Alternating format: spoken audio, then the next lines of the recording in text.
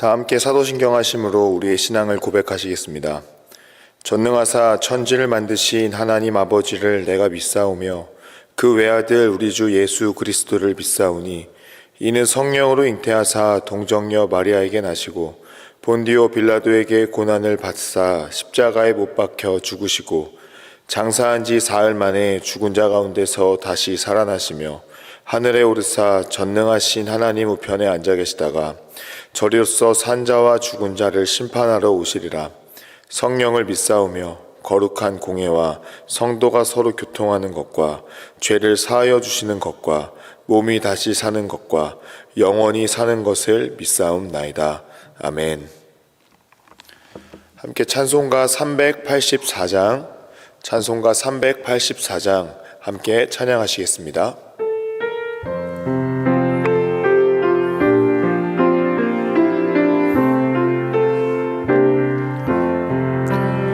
나의 갈 길 다가도록 예수 인도하시니 내 주 안에 있는 긍휼 어찌 심하리요. 믿음으로 사는 자는 하늘 위로 받겠네. 무슨 일을 만나든지 만사 형통하리라. 무슨 일을 만나든지 만사 형통하리라. 나의 갈 길 다가도록 예수 인도하시니 어려운 일 당할 때도 족하는 해주시네. 나는 심히 고단하고 영혼 매우 가라나. 나의 앞에 반석에서 샘물 나게 하시네. 나의 앞에 반석에서 샘물 나게 하시네. 나의 갈 길 다가도록 예수 인도하시니 그의 사랑 어찌 큰지 말로 할 수 없도다. 성령 감화 받은 영혼 하늘 날아갈 때에 영영 부를 나의 찬송 예수 인도하셨네. 영영 부를 나의 찬송 예수 인도하셨네. 아멘. 이 새벽 우리가 함께 나눌 하나님의 말씀은 구약 성경 역대하 21장 1절부터 7절까지의 말씀입니다. 역대하 21장 1절부터 7절까지의 말씀 우리 한 목소리로 합독해 올리겠습니다. 여호사밧이 그의 조상들과 함께 누움에 그의 조상들과 함께 다윗성에 장사되고 그의 아들 여호람이 대신하여 왕이 되니라. 여호사밧의 아들 여호람이 아우들 아사랴와 여히엘과 스가랴와 아사랴와 미가엘과 스바랴는 다 유다왕 여호사밧의 아들들이라. 그의 아버지가 그들에게는 음근과 보물과 유다 견고한 성읍들을 선물로 후히 주었고 여호람은 장자이므로 왕위를 주었더니 여호람이 그의 아버지의 왕국을 다스리게 되어 세력을 얻은 후에 그의 모든 아우들과 이스라엘 병백들 중 몇 사람을 칼로 죽였더라. 여호람이 왕위에 오를 때의 나이가 32세라. 예루살렘에서 8년 동안 다스리니라. 그가 이스라엘 왕들의 길로 행하여 아합의 집과 같이 하였으니 이는 아합의 딸이 그의 아내가 되었습니다. 그가 여호와 보시기에 악을 행하였으나 여호와께서 다윗의 집을 멸하시기를 즐겨하지 아니하였음은 이전에 다윗과 더불어 언약을 세우시고 또 다윗과 그의 자손에게 항상 등불을 주겠다고 말씀하셨음이더라. 아멘.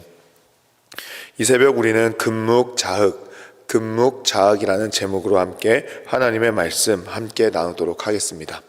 오늘 말씀 가운데엔 두 왕이 등장합니다. 첫 번째 왕은 아버지 선대 왕이었던 여호사밧의 왕입니다.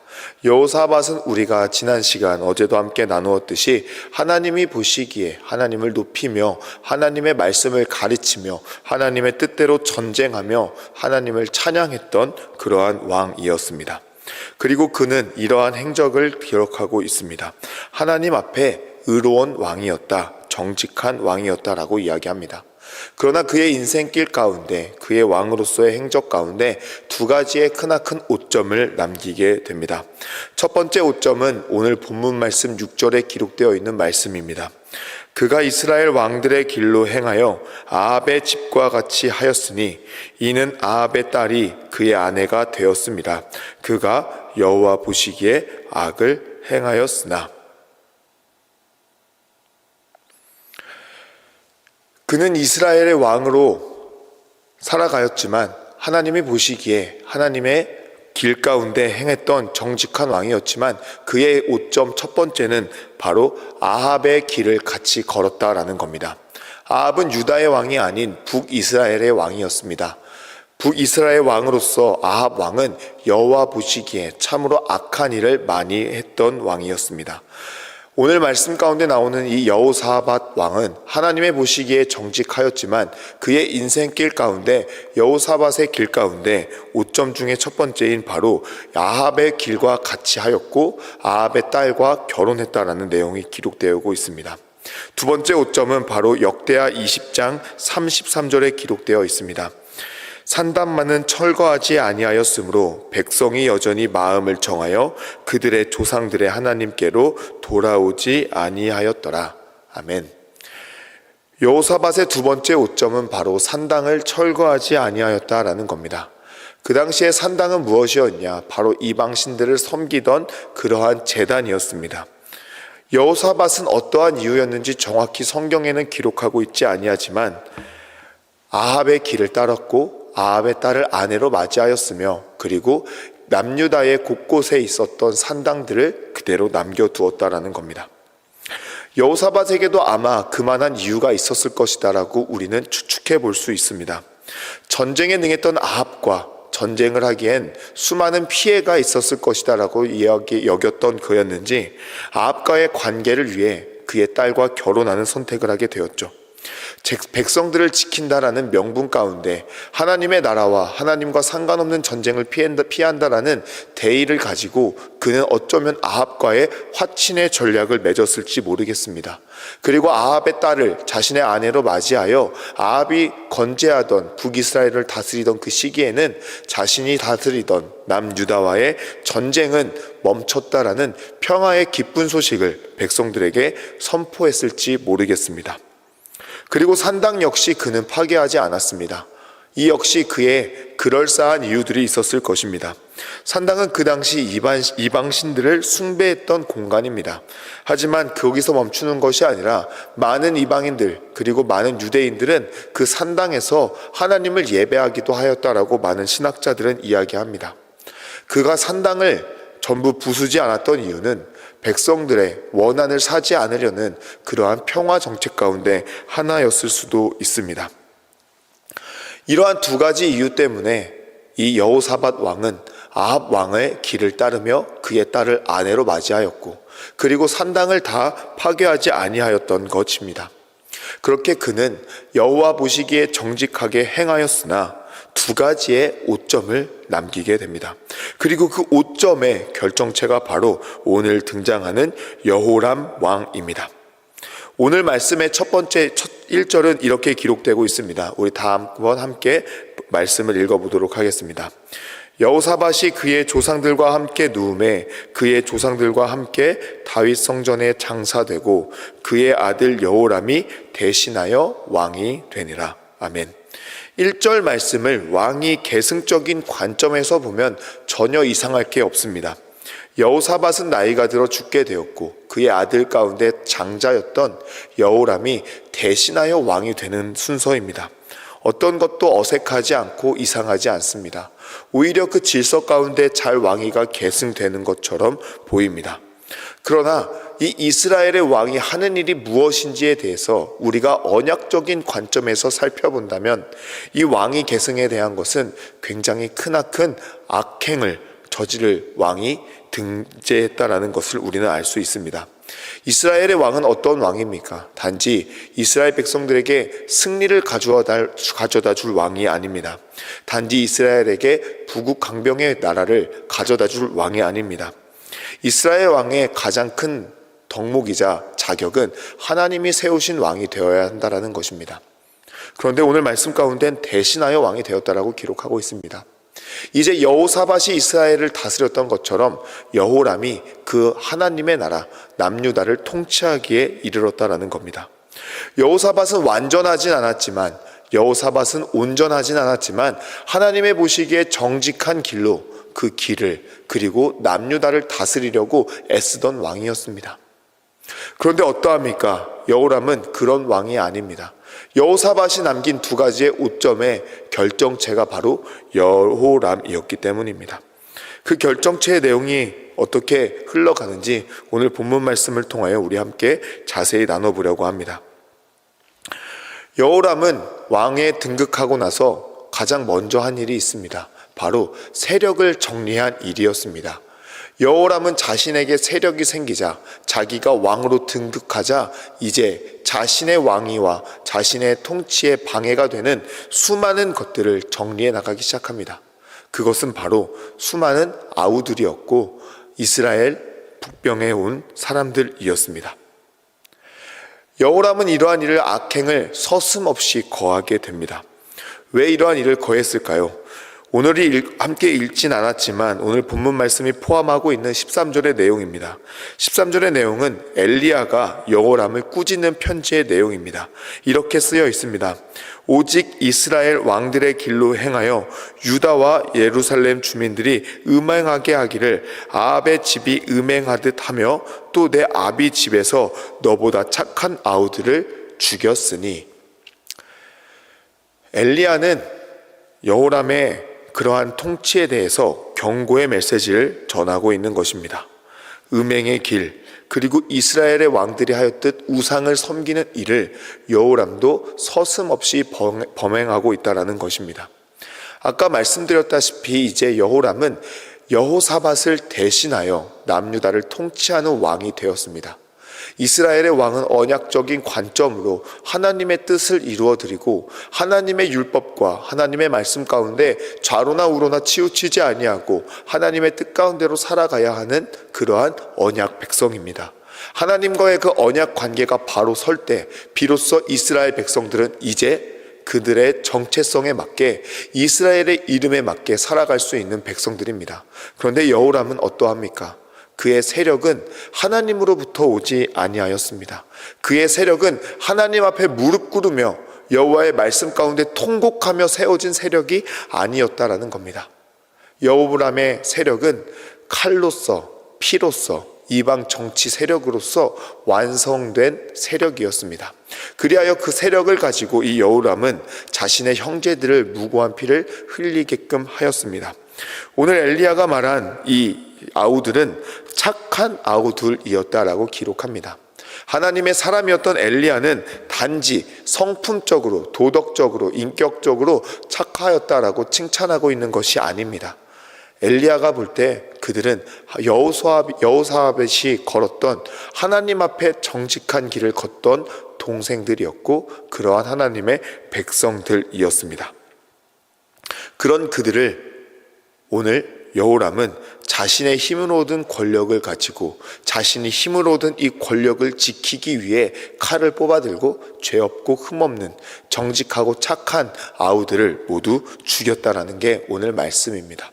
사랑하는 성도 여러분, 오늘의 말씀 제목은 건묵, 금묵, 자흑입니다. 우리는 이 내용을 잘 알고 있습니다. 먹에 가까이 하면 더러워지고 까매진다라는 내용입니다. 그리고 이것은 자명한 사실로 우리에게 많은 교훈을 주고 있습니다. 우리의 주변에 무엇이 있는지 살펴보아야 할 줄 믿습니다. 여호람은 여호사밧의 두 가지의 오점 가운데 세워진 왕이었고, 그리고 그는 엘리야의 경고의 메시지로 회개할 수 있는 기회가 있었지만 그의 주변에는, 그의 세력에는 하나님이 있지 아니하였고 자신의 욕심과 칼과 권세가 있었습니다. 그리하여 그는 결국 더러워지고 하나님이 보시기에 악행을 저지르는 왕으로서 기록되고 있습니다. 우리는 명절 연휴를 보내고 있습니다. 사랑하는 성도 여러분, 지금 우리의 주변에 무엇이 놓여 있습니까? 지금 사랑하는 가족들과 함께 우리는 어떠한 관심과 어떠한 기준과 어떠한 생각을 가지고 나아가고 있습니까? 작은 죄악을 멸시하고 작은 죄악을 무시하며 나의 삶 가운데 통용되는 우리들의 인생 가운데 건재하게끔 내버려 두고 있진 않나, 우리는 이 시점 이 말씀을 가지고 되돌아보시길 소망합니다.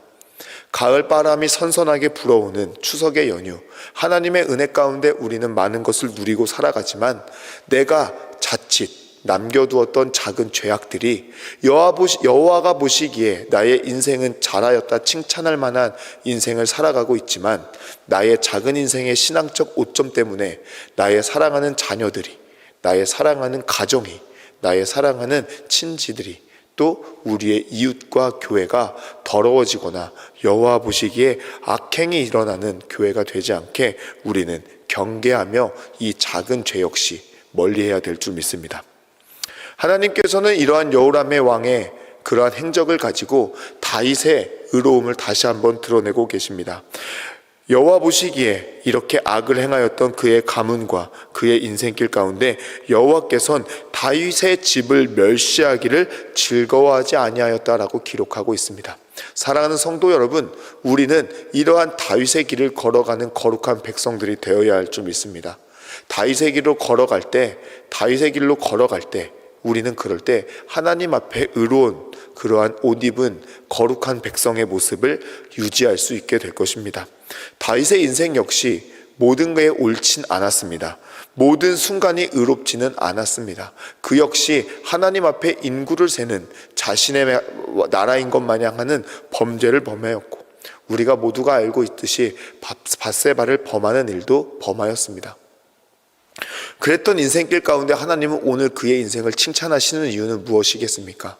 그는 금묵 자흑, 더러움과 죄를 멀리할 때, 하나님의 경고의 메시지가 그의 인생길에 찾아올 때 그는 아멘으로 응답하며 작은 죄를 멸시하고 작은 죄를 하나님 앞에 통곡하며 회개했던 그러한 의로움을 보였습니다.